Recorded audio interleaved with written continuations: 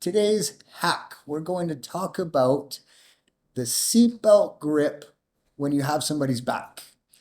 The hack, you're going to have to watch to find out.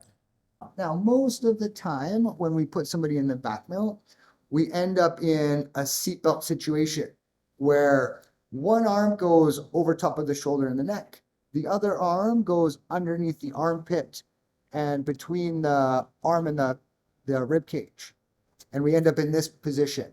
Now, I know Lee's going to be fighting my hands, going to fight my hands. He's going to be pulling my hands down because he doesn't want to get strangled. Now, here's the hack. When we enter our seatbelt position, the arm that's underneath the armpits, I'm going to grab and open the lapel. And I don't need to grab high close to the neck. I prefer to grab kind of chest height on the lapel because now it's open and I can grab it anytime.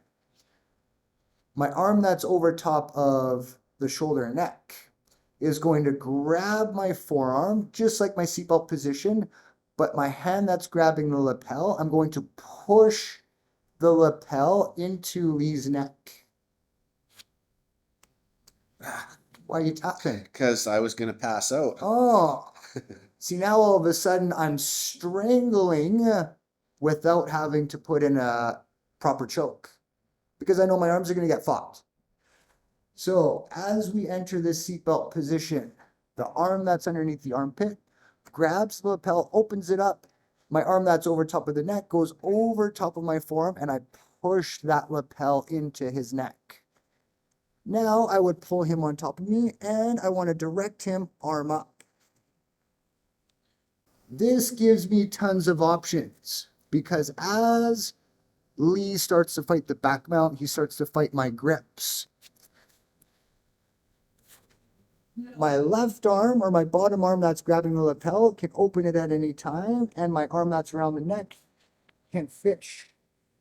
Now go ahead, do your thing.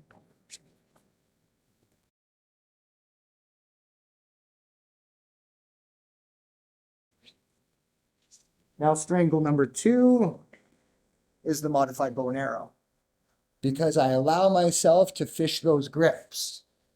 As soon as I get the back mount and I get this bonus lapel grip and push it into his neck, into the side of his neck, he's already being strangled.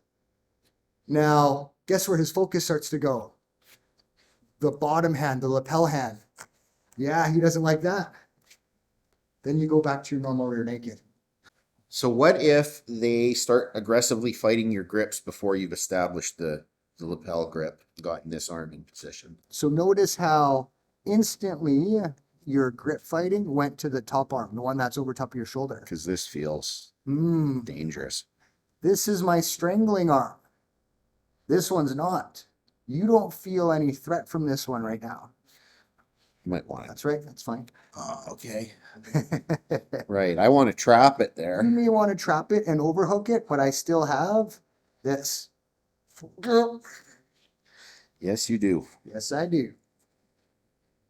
Now, a lot of times when I get to these positions, and this is also a reason why I grab low, is when I open up the lapel, when I have a bunch of slack. Instead of pushing it into your neck, I'll put it right over top of your jaw and mouth. And I'll go here. Yeah. Take a breath.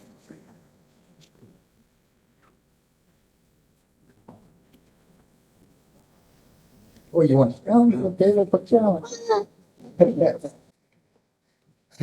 So that's why I like to have slack.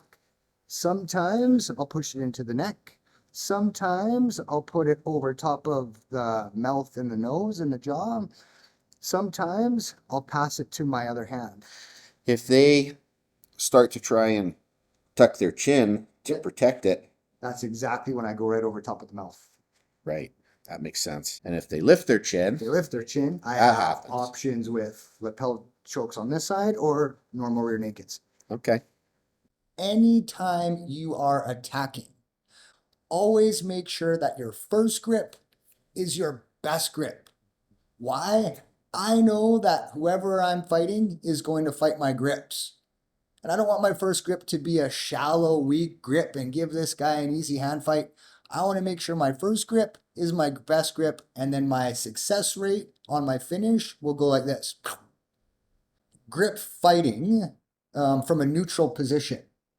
That's a whole different set of circumstances. Okay. So if you and I are grip fighting from the guard, we'll say, I'm not really attacking you. We're moving through a position. We're moving through some grips. You're hunting for something. I'm hunting for something. Okay. Now, I establish the back mount and I want to finish you. Now you're into something new. That's a deeper grip. I'm going for the finish. Okay. I'm not trying to set something up. I've already set you up. I already have your back. Okay. I'm already looking to finish you off. So that grip is going to be my best grip.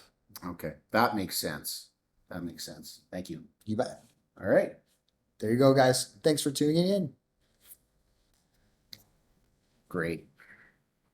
4, 5, 6, 7. Oh.